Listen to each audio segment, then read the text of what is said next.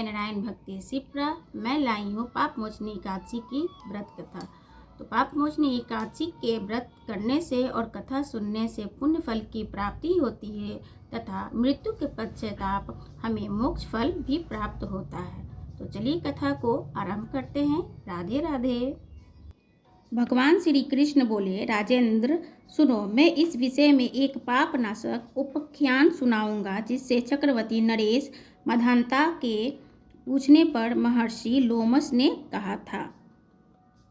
तब लोमस जी ने कहा, नृपश्रेष्ठ, पूर्व काल की बात है। अप्सराओं से वित चैत्ररथ नामक वन में, जहाँ गंधर्वों की कन्याएं अपने किन्नरों के साथ बाजे बजाती हुई विहार कर रही थीं, वहीं मंजूघोषा नामक अप्सरा मुनिवर को मेधावी को मोहित करने के लिए गई। वहीं महर्षि वन में रहकर ब्रह्मचारी का पालन करते थे। मंजूघोषा मुनि के भय से आश्रम से एक कुछ दूर ही ठहर गई और सुंदर ढंग से वीणा बजाते हुए मधुर गीत गाने लगी। मुनिश्रेष्ठ ने मेधावी को घूमते इधर उधर निकलते और सुंदरी अप्सराओं को इस प्रकार गान करते देख सेना सहित कामदेव से परास्त होकर बरबस मोह के वश में हो गए। मुनि की ऐसी अवस्था देखकर मंजूघोषा उनके समीप आई और वीणा नीचे रखकर उनका साथ विहर करने लगी। मेधावी भी उसी के साथ रमन करने लगे।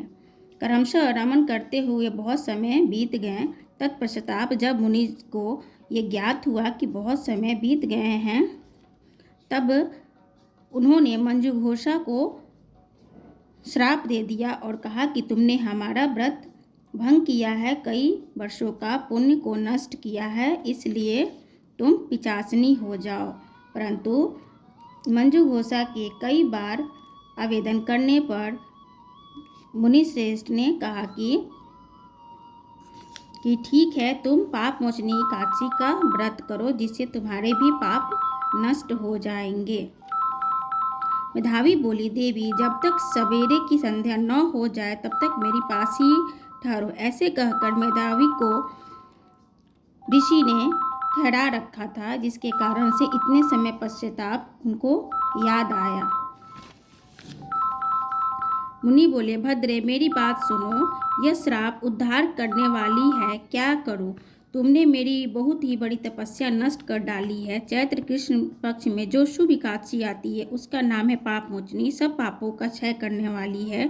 सुंदरी, उसी का व्रत करने पर तुम्हारी पिशाचता दूर हो जाएगी। ऐसा कहकर मेधावी अपने पिता मुनिवर च्यवन के आश्रम गए और आया देखकर च्यवन ने पूछा, बेटा, यहाँ क्या कर रहे हो? तुम अपने पुण्य का नाश कर डाला है। तो मेधावी बोले, पिताजी, मैंने अप्सराओं के साथ रमन किया था, इसीलिए पातक हूँ।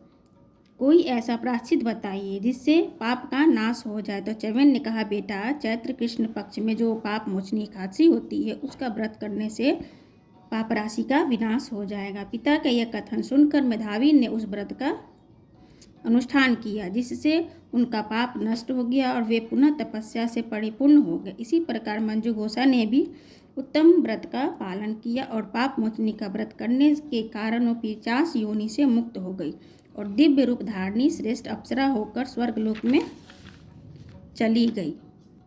श्रेष्ठ मनुष्य पाप मोचनी एकादशी का व्रत करते हैं, उनका सारा पाप नष्ट हो जाता है। इसको पढ़ने और सुनने से सहस्त्र गोदान का फल मिलता है। ब्रह्म हत्या, स्वर्ण की चोरी, सूरापान आदि गुरु पत्नी गमन करने वाले महापातक की भी इस व्रत करने से पाप से मुक्ति हो जाती है। ये व्रत बहुत ही पुण्यमय है। राधे राधे। अगर वीडियो अच्छा लगे तो लाइक शेयर कमेंट जय लक्ष्मी नारायण की कमेंट में ज़रूर लिखें।